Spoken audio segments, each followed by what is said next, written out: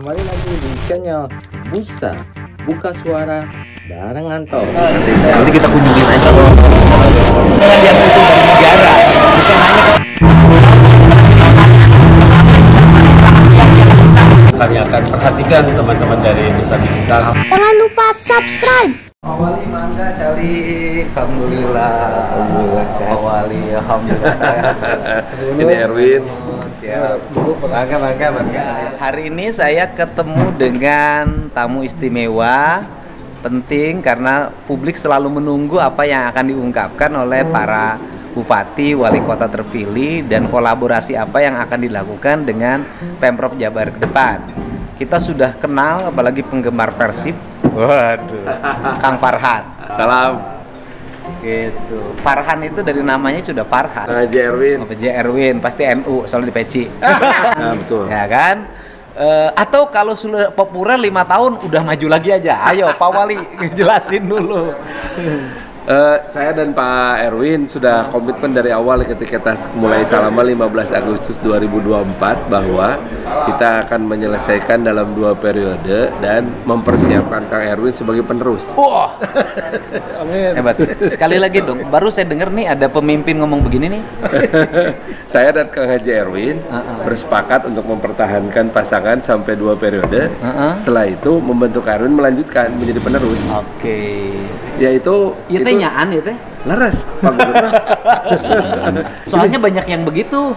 Elektability naik, loncat pindah. Dari badan jalan ke dalam lahan parkir. Oke. Di dalam pertama adalah membangun lahan parkir. Sumuhun. Kita cari area-area terbuka yang bisa digunakan untuk gedung parkir. Ya. Kan gitu loh. Sumuhun. Nah, di gedung parkir ini akan diisi oleh petugas parkir. Ya. Petugas parkirnya dari ormas atau dari mana, Pak? Dari manapun, Pak. Yang penting dia manusia. Saya itu berencana mau minta Pak Jonan sebagai penasehat Gubernur Jawa Barat di bidang transportasi. Pak, mantap, beres. Itu saya Pak Jonan mohon bersedia ya jadi penasehat saya di bidang transportasi. Nah, itu yang pertama. Yang kedua, Pasteur Lembang. Ya. Saya rencana juga bikin tol. Berarti dari Pasteur belok ke utara. Bisa dari Pasteur, bisa sebelum Pasteur. Ya, yang penting adalah kemacetan di Pasteur terurai selesai. Ya. Artinya mereka yang bertujuan untuk ke Lembang nggak usah lewat Pasteur. Betul. Itu harus selesai. Ya. Yang berikutnya teknis, trotoar di Bandung nggak roreng. Semua siap salah. Kalau itu siap salah. Siap salah. Jadi saya tuh agak heran ketika trotoar di Bandung itu dibuat dari bahan yang gampang rusak.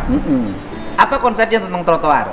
Kalau trotoar yang paling penting sekarang adalah dipastikan itu untuk pedestrian dan terbuat dari bahan yang kuat. Iya. Nah, tadinya saya pikir kita bisa membangun sebuah ducting di bawah, tapi ternyata di bawah sudah banyak utilisasi. Oke. Nah, maka kemudian betul-betul pedestrian akan dijadikan sebagai tempat untuk pedestrian dengan peneduh. Dan peneduhnya harus disertai dengan penerangan. Nah, itu. Dan kemudian dari sisi perencanaan saya kan pernah cerita. Ya kan, Bandung heureun ku kabel. Nah, artinya dalam jangka panjang harus dibikin terowongan pintar. Ya. Di kota Bandung. Pak. Yang berfungsi nanti tidak usah lagi ada galian kabel. Cukup aja dimasukin ke terowongan itu. Betul. Dan itu juga fungsinya untuk mengalirkan air ke sungai-sungai yang ada di kota Bandung. Siap. Sehingga nanti Bandung ke depan itu teuheureun ku kabel. Kita punya target lah 3 tahun ke depan di Bandung nggak ada lagi kabel paku ranteng di atas jalan. Siap. Izin Pak. Saya melihat selama ini kita kan diyakinkan dengan sebuah jargon buanglah sampah pada tempatnya. Ya, buanglah mantan pada orang tuanya. Tapi kalau ditanya, gitu, buanglah sampah pada tempatnya, ditanya tempatnya di mana? Jawabannya adalah di mana we asal tong di urang. Nah, mengubah mindset itu menjadi kami ingin mengubah mindset dan perlu bantuan Pak Gubernur mengubah mindset orang agar sampah hari ini habis hari ini. Nah, ini sangat sulit. Kami perlu bantuan dan kalian dan bimbingan dari Pak Gubernur untuk bisa membuat sebuah program edukasi, mengubah jargon dari buanglah sampah pada tempatnya menjadi habiskanlah sampah hari ini. Oke, jadi gini, saya di Purwakarta dulu sampai sekarang masih berjalan. Itu kurikulum sampah masuk dalam pendidikan di sekolah. SD SMP ya? SD SMP dan mereka sudah bisa ngubah sampah jadi kursi. jadi meja, jadi batik, jadi pupuk organik. Nah, nanti guru-gurunya ada di sini juga, sekarang suka ada di sini. Nanti kita di Kota Bandung pengelolaan sampah masuk dalam pendidikan biologi, pendidikan matematika, dan itu menjadi aplikasi pendidikan lingkungan. Itu bisa. Nanti tertata, sabab gelisna Bandung, gelisna gubernur, gelisna wali kota. Dan mau menyebutkan, tapi kewenangan wali kota mau apa? Jadi geningannya kayak gitu loh. Nah, karena itu prinsip. Nah, sehingga nanti kita coupling wilayah itu, bila perlu wilayah ini adalah daerah binaannya Kodam. Wilayah ini, daerah ini adalah kewenangannya Polda, kebersihan. Semua di coupling sekota Bandung, kinclong, berapa? Itu di tinggi. Bandung ulah leungiteun udagan, jeung ulah leungiteun tutunggul. Komo ulah dicabutan. Terakhir, dulu orang kalau ke Bandung bangga banget. Waktu saya dari SMP, di sini nih SMA, gaya melijin di Cihampelas. Bagaimana nasib Cihampelas ke depan di tangan Bapak Wali Kota baru? Baik. Sok, tong kagok ngomong. Iya. Cihampelas ini sekarang kan punya sebuah aset yang bernama teras Cihampelas itu di luar teh. Nah, saya izin nanti mengajak untuk remuk juga mencari konsep pengayaan dari aset yang sudah ada itu. Karena tidak mungkin dimusnahkan. Kita perkaya dengan melibatkan banyak pihak. Mungkin kita tidak langsung menjadikan itu sebagai tempat UMKM, tetapi menjadi daya atraksi dulu, daya tarik to attract people, gitu. Nah, apabila sudah menarik perhatian orang, tentu orang akan ramai datang ke atas. Baru nanti si pedagangnya akan naik. Sebetulnya konsep awalnya dari teras Cihampelas itu nyambung ke toko-toko di kiri kanan, yang tujuannya menghidupkan toko-toko di kiri kanan ini. Nah, memang sekarang nggak berfungsi. Cuma berapa 26 pedagang yang hidup di atas yang hidup, yang lainnya udah mati. Malah banyak dipakai mesum juga di sana, kayak cepet-cepet. Mesum apa mesum? Mesum. Mesum itu singkatan Pak, main mesum. Membutuhkan banyak sekali bimbingan, arahan, dan tentu saja kolaborasi juga untuk menyelesaikan banyak masalah di Kota Bandung. Kota Bandung sebagai ibu kota provinsi membawa nama, tidak hanya nama kota, tetapi juga nama provinsi Jawa Barat. Ya, mangga. Makasih, barusan Pak Gubernur bilang katanya dari NU kita punya keadaan sulfikih tasarruful imam oreh manutun bil maslahah. Tentunya pemimpin adalah tindakan-tindakannya semata-mata untuk kemaslahatan umat manusia. Apalagi didukung oleh gubernur, kami masih yakin betul-betul bahwa Bandung akan menjadi kota yang paling utama di seluruh kota Jawa Barat. Terima kasih. Amin. Iya, baik. Balik ke Bandung, balik ke Indung. Bandung Nanjung, tapi tong nyandung. Halo, kembali lagi di Buka Suara Busa, Buka Suara barengan tuh di episode ke-5. Nah, sekarang Anto akan beropini dari vlognya Kang Deddy Mulyadi. Nah, ini nih yang ditunggu-tunggu adalah akhirnya Pak Wali Kota Bandung Kang Farhan dan wakilnya Kang Erwin mendatangi di kediamannya Pak Deddy Mulyadi untuk bertukar pikiran antara gubernur sama wali kota dan wakil wali kota Bandung, gubernur Jawa Barat dan wali kota Bandung dan wakil wali kotanya. Nah, memang permasalahan tentang kota Bandung ini setuju apa yang disampaikan oleh Pak Deddy dan Pak Farhan mengenai kota Bandung itu harus banyak yang diperbaiki, dibenahi, mulai dari transportasinya, mulai dari pengolahan sampah, trotoar yang masih belum sesuai, lalu bagaimana nantinya apa yang disampaikan dari Pak Deddy Mulyadi sama Kang Erwan itu sudah tepat. Namun di sini saya ingin mengomentari kalau misalkan dari lahan parkir ya. Tadi ada pembahasan tentang lahan parkir, setuju banget. Salah satu yang membuat kemacetan di kota Bandung ini adalah dan merusak pemandangan adalah lahan parkir yang tidak tertib. Nah, setuju dengan Pak Farhan yang nantinya akan memberikan ruang lahan untuk area parkir khusus. Nah, harapannya dengan adanya area parkir khusus ini dengan juru parkir yang terurus, yang sesuai dengan juru parkir profesional, nanti konsepnya seperti apa kita serahkan atau kembalikan kepada pemangku kepentingan, pemangku kebijakan. pada intinya saya mengomentari sebagai seorang aktivis disabilitas secara umum, di mana harapannya ketika ada lahan parkir tersebut itu bisa mengurangi kemacetan, karena banyak saat ini parkir-parkir di pinggir jalan dan itu mengakibatkan kemacetan untuk aktivitas lalu lintas di perjalanan. Dan terkadang parkir-parkir juga masuk ke dalam trotoar dan itu merenggut hak pengguna jalan. Nah, maka dari itu dengan adanya lahan parkir khusus itu tidak akan mengganggu lagi area pemandangan dan kemacetan untuk di Kota Bandung. Karena lahan parkir yang liar itu salah satu penyumbang kemacetan yang ada di Kota Bandung. Dan selanjutnya trotoar yang kabarnya opininya Pak Farhan, opininya Pak Pak Deddy Mulyadi, trotoarnya kurang baik dan mereka pun mengakui, Pak Farhan, saya pun sama mengakui juga bahwa sebagai warga Bandung melihat trotoarnya itu harusnya aman ya, harusnya aksesibilitas, memenuhi 4 unsur keamanan, keselamatan. Saya ulangi, memenuhi 4 unsur keamanan, keselamatan, kemandirian, dan kemudahan. Dan itu berfungsi untuk semuanya, artinya disabilitas harus ikut disertakan dalam pembuatan saat trotoar terbentuk agar tidak lagi trotoar yang tidak akses.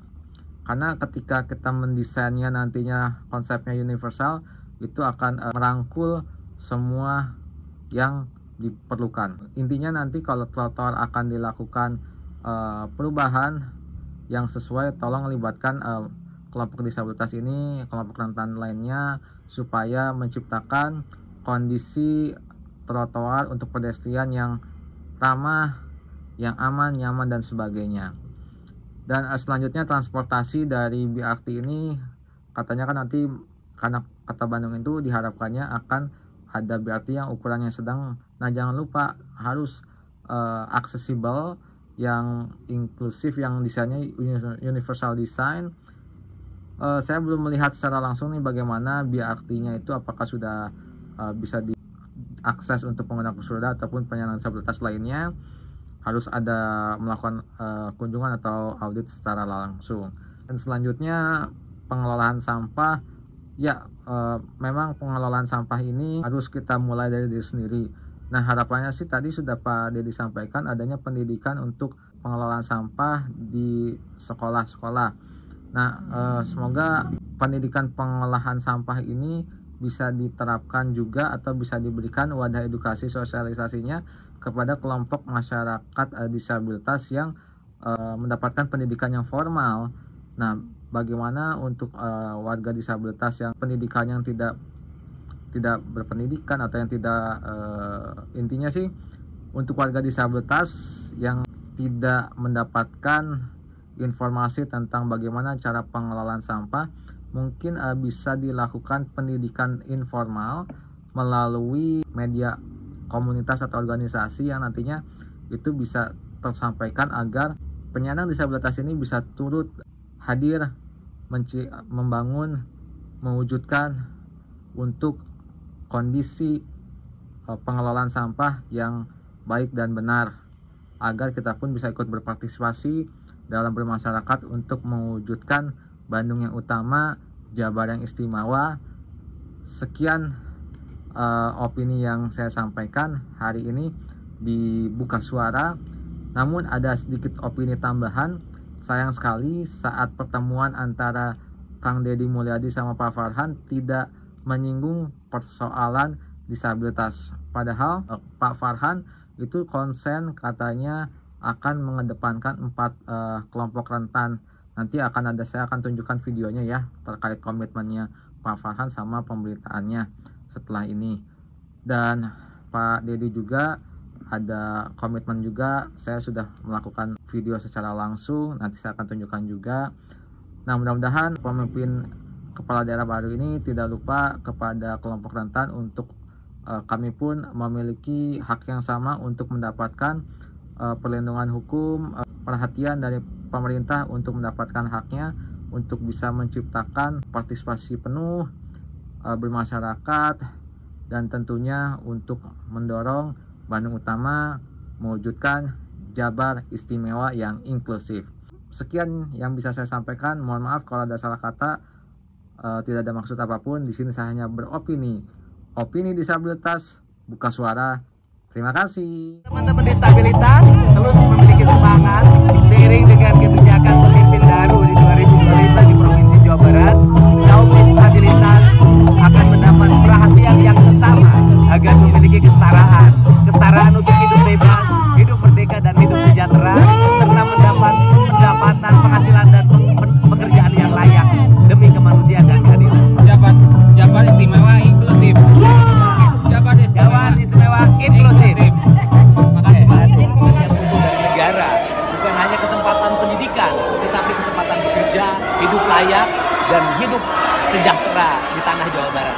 Kebijakan yang akan dijalankan di Kota Bandung memperhatikan 4 kelompok rentan. Yang pertama lansia, yang kedua disabilitas, yang ketiga perempuan, dan yang keempat anak-anak. Dari mulai kebijakan infrastruktur, kebijakan layanan publik, kebijakan kesejahteraan, sampai juga masalah komunikasi publik akan selalu memperhatikan kepentingan 4 kelompok rentan ini.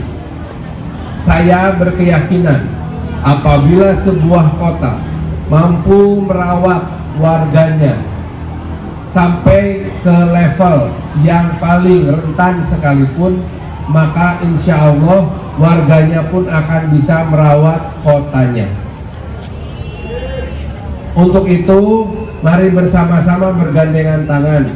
Saya terpilih menjadi wali kota bukan karena saya sakti mandraguna, nah abdi sanes superhero, sanes superman, dan superman mah kolorna di luar.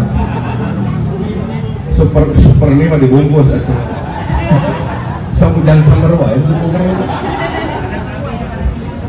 Dan saya terpilih karena saya percaya kita bisa bekerja sama. Kerjasama kita pertama sudah dilakukan pada saat pilkada kemarin yang berjalan sangat baik, tidak ada gesekan sama sekali. Tepuk tangan untuk warga Kota Bandung. Nah, selanjutnya kita punya pekerjaan bersama-sama yang luar biasa besarnya. Selama 3 tahun lebih menuju 4 tahun, Kota Bandung sudah tidak seperti memiliki pemimpin. Karena berbagai macam bencana politik, kita perbaiki bersama. Melihat bahwa Kota Bandung kehilangan pemimpin karena kesalahan pribadi dari pemimpinnya, maka saya akan melakukan perbaikan mulai dari diri saya sendiri.